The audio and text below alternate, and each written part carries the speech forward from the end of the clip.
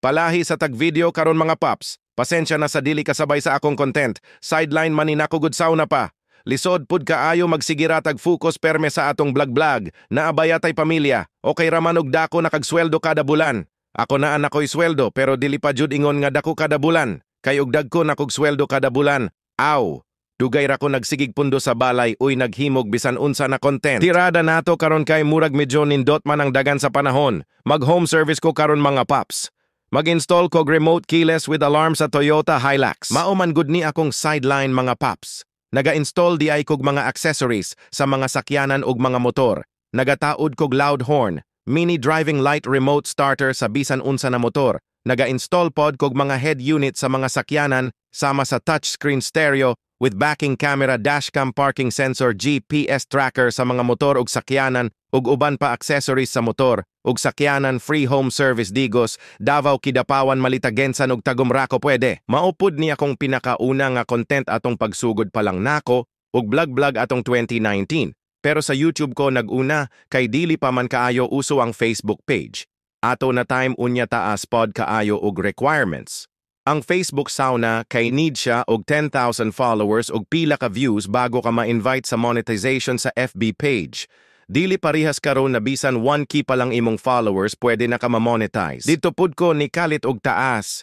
Ang followers sa YouTube atong nag-wiring tutorial ko pero 7 months pud lagi akong antos sa YouTube bago ko na monetize.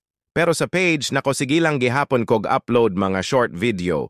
Ang full video nako naa sa YouTube. Pero kabalo baka asay pinakalisod pa ngayon ang followers mga paps. Sa YouTube dili parihas sa page nga na-invite na aman gihapoy F2F sa YouTube pero sub to sub ang tawag. Namingaw lang akong video atong niundang nako og wiring tutorial sukad nga naa na Shopee ug Lazada.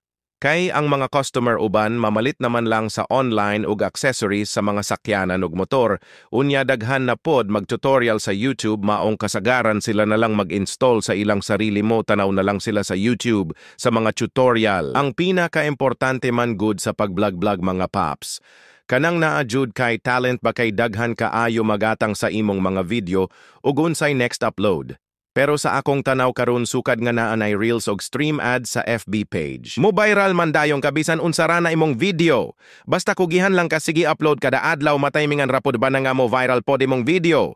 Maong sa mga nagsugod pa diha ayaw lang jud mo ka discourage og gamay ra kag views kay matigom ra man good na sulod sa isa ka bulan. Ang kinahanglan pod og mag-vlog kalabi nag voice over ra imong gamit. Sagulan nimo og mahinungdanon na istorya ba siyor jud ko nga naay mo tan-aw ana. Ang ginatawag nila na maka-expire ba? Inspire DA. Maka-inspire imong video sa mga tao maong e-follow kanila kay ganahan man sila sa imong video. Pero og mingaw gani imong views mga paps ayaw lang ka go all kay daghan na ta ani. Ang ato diri lingaw-lingaw lang og upload lang kada adlaw. Kay mo abot ra jud ang panahon nga naay mga tao na ganahan sa ato ang mga video. Dili manisili na mo halang dayon. Maong ayaw lang pagdali. Pero ampulang pod sa Ginoo mao nay pinaka-importante ayaw sige hunahunaan ang kwarta. Kay mag-unsa man ang kwarta, ug masakiton na ka. Pasalamat lang perme sa Ginoo na maayo tagpanglawas matag adlaw makakaunta matag adlaw. Maong antos lang kay mo abot rang panahon nakita na pod ang paboran sa Ginoo sa panahon. Bitaw guys, murag na human naman kog install diri lain pod kaayo ug magsigira kog video diri. Ug dili nako sagulan og istorya mo scroll man jud ka, pero ug marites ka aw maintriga jud ka. Bitaw mga paps, salamat sa pagtan-aw. God bless you.